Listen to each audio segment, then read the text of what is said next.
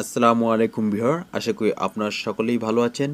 Channel Turag বিডির পক্ষ থেকে আপনাদের সাথে আছি আমি মোহাম্মদ সুলাইমান। দেখুন, আপনারা অনেকেই ব্যবসা করতে চান, অনেকেই ব্যবসা করতে খুব পছন্দ করেন, কিন্তু ব্যবসা করার মতো পর্যাপ্ত টাকা অনেকের নেই। সেজন্য আপনারা অনেকেই মনে মনে খুঁজেন যে কিভাবে একটি অল্প টাকায় একটি লাভজনক ব্যবসা শুরু করা যায়।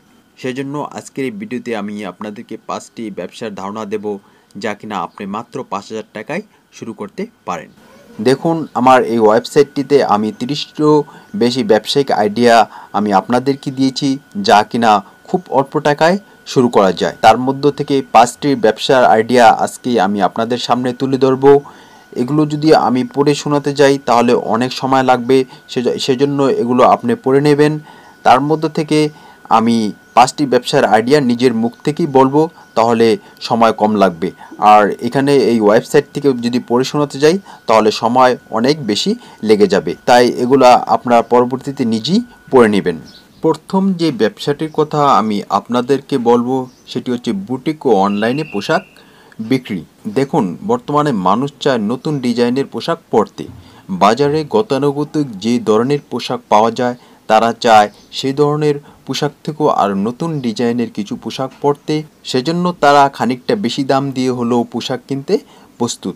ক্রেতাদের এই চাহিদার উপর ভিত্তি করে বিভিন্ন বুটিক ও অনলাইনে পোশাক বিক্রির ব্যবসা শুরু হয়েছে। সেজন্য আপনাকে এখানে বেশি ইনভেস্ট করতে হবে না। আপনি সামান্য ছোট্ট পরিসরে একটি দোকান নিয়ে কিংবা বাসায়ও এই বুটিকের আপনি কাপড় তৈরি করতে পারেন। বিভিন্ন ধরনের পোশাক, বিভিন্ন ডিজাইনের পোশাক আপনি তৈরি করতে পারেন এবং সেটি আপনি অনলাইনে বিক্রি করতে পারেন, কিংবা আপনার এলাকার পার্শ্ববর্তী যে মার্কেটগুলো আছে সেই মার্কেটগুলো থেকে অর্ডার নিয়েও আপনি তাদের কাছে বিক্রি করতে পারেন। অনলাইনে বিক্রি করার জন্য আপনি সাধারণত ফেসবুকের মধ্যে একটি পেজ তৈরি করে আপনি সেই পেজের মধ্যে এই অ্যাডটা আপনি দিতে পারেন। বর্তমানে ফেসবুক অ্যাডভার্টাইজিংয়ের মাধ্যমে অনলাইনে অনেক পোশাক বিক্রি হচ্ছে। দ্বিতীয় যে ব্যবসার আইডিয়াটি আমি আপনাদেরকে দেব সেটি হচ্ছে অনলাইনে শাড়ি বিক্রি।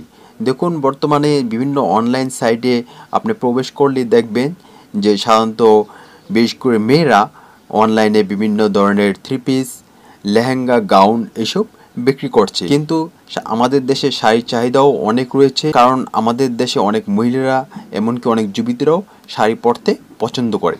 সেজন্য আপনি অনলাইনে শাড়ি বিক্রি, এটি একটি অত্যন্ত লাভজনক ব্যবসা। আপনি কিন্তু অনলাইনে অন্যান্য পণ্য বিক্রি করার চাইতে শাড়ি বিক্রির জন্য ছাড়াটা আপনি অনেক বেশি পাবেন। অনেকে আবার বলে থাকে যে অনলাইনে তো মনে হয় আমরা বেশি অর্ডার পাবো না। দেখুন, এটি আপনাদের একটি ভুল ধারণা। বর্তমানে আধুনিক যুগ, ইন্টারনেটের যুগ। বর্তমানে কিন্তু অনেকেই অনলাইনে বিভিন্ন পণ্য ক্রয় করে থাকে।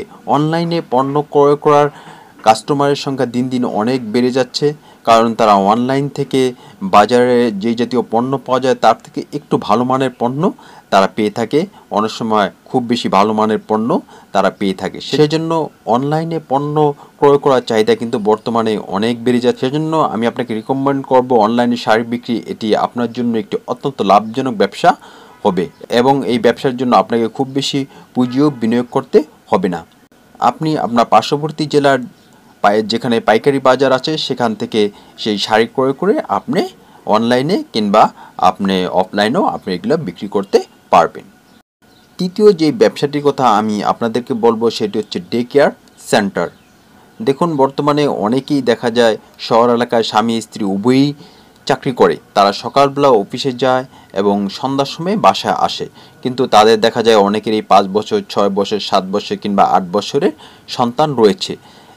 তাদের এই সন্তানকে সময় মতো স্কুলে পাঠানো, টিফিন টাইমে টিফিন খাওয়ানো, স্কুল থেকে নিয়ে আসা এবং তাদের যে হোমওয়ার্ক সেই হোমওয়ার্ক তৈরি করে দেওয়া, এগুলোর জন্য তাদের লোকের প্রয়োজন হয়।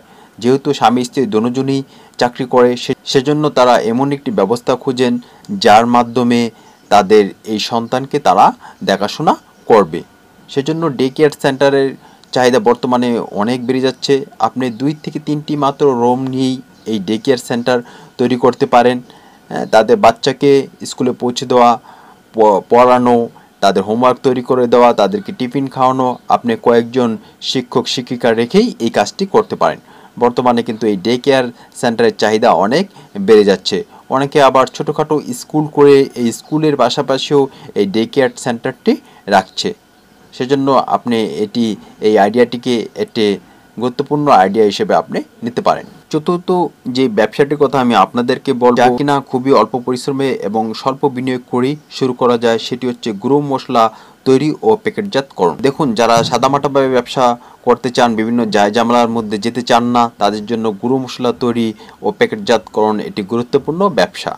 আপনি পাইকারি বাজার থেকে বিশেষ করে গরম মশলার যে এলাচি, দারচিনি এই জাতীয় উপাদানগুলো আছে, এই উপাদানগুলো আপনি পাইকারি দরে কিনবেন এবং এগুলো আপনি প্লাস্টিকের প্যাকেটজাত করবেন। তারপর এটা আপনি আপনার পার্শ্ববর্তী যে বড় বড় বাজারে বিভিন্ন দোকান রয়েছে, সেই দোকানগুলো থেকে আপনি অর্ডার নিয়ে সেই দোকানগুলোতে এগুলো আপনি ডেলিভারি করবেন। এটি অত্যন্ত লাভজনক একটি ব্যবসা, যেহেতু এই প্যাকেটগুলো আপনি নিজেই তৈরি করবেন এবং নিজেই লোক দিয়ে কিংবা নিজেই ডেলিভারি করবেন। সেজন্য এটি অত্যন্ত সহজ ব্যবসা হিসাবে এটি একটি অত্যন্ত লাভজনক ব্যবসা। পঞ্চম যে ব্যবসাটির কথা আমি আপনাদেরকে বলবো, সেটা হচ্ছে ট্রাভেল অ্যান্ড ট্যুরিজম। দেখুন, বর্তমানে ভ্রমণকারীদের সংখ্যা অনেক বেড়ে যাচ্ছে। আমাদের বাঙালির মধ্যে ভ্রমণপ্রিয় অনেক লোক আছে, তারা বিভিন্ন জায়গায় বেড়াতে, বিভিন্ন জায়গায় দেখতে তারা পছন্দ করে। সেজন্য বর্তমানে কিন্তু ভ্রমণ পিপাসু লোকদের সংখ্যা অনেক বেড়ে যাচ্ছে। কিন্তু তারা কোথায় ভ্রমণ করতে যাবে, সেই জায়গায় গিয়ে দর্শনীয় কোন কোন জায়গাগুলো দেখবে এবং কোন হোটেলে থাকবে, এই জাতীয় জিনিসের ঝামেলা এড়াতে তারা বিভিন্ন ট্রাভেল এজেন্সি, বিভিন্ন ট্যুরিস্ট যে গাইডগুলো আছে তাদের শরণাপন্ন হয়।